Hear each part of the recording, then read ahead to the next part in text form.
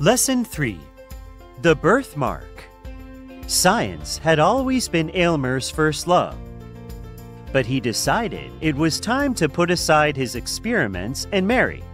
Soon, he found Georgiana, a nearly perfect bride. Despite her beauty and grace, there was one detail he couldn't ignore. It was a small, red, hand-shaped birthmark on her left cheek. One night, Aylmer dreamed of removing this imperfection. In his dream, he tried desperately to get rid of it with a knife. However, the deeper the knife went, the deeper the mark sank. At the end, the mark looked like a little hand that held Georgiana's heart.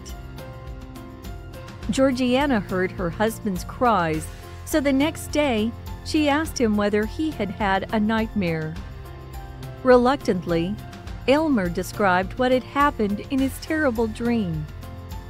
Georgiana didn't want her imperfection to keep bothering her husband, so she encouraged him to use his knowledge to remove it.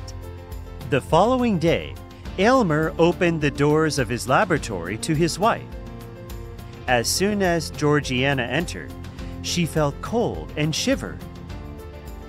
Aylmer drew closer to check on her, but was shocked by the sudden glow of the birthmark.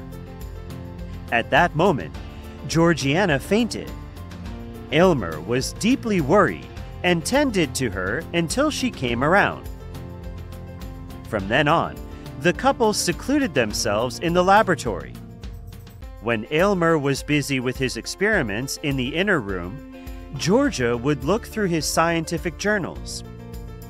During these moments, Georgiana saw Aylmer's frustration with his unsuccessful experiments, and she loved him all the more for his stubborn determination. One day, when Aylmer went to the inner room to work, Georgiana felt a strange urge to follow him. Carefully, she entered the room for the first time. When Aylmer saw Georgiana, he flew into a rage. For one thing, he needed all his concentration to prepare such a powerful potion. For another, he questioned whether Georgiana trusted him. In tears, Georgiana explained that she certainly believed he could make the mark disappear forever. Her sincerity led him to confess that he had long subjected her to certain treatments, all without success. In his hand, however, he held a formula that he believed could not fail. To prove its power, Aylmer poured this mixture onto a diseased plant, miraculously restoring it to health. Georgiana then drank the same potion and quickly fell asleep.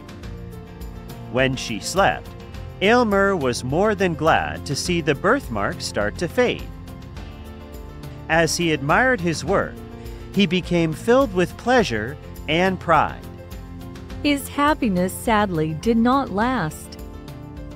Though the mark was hardly visible when Georgiana woke up, her face had turned sickly pale.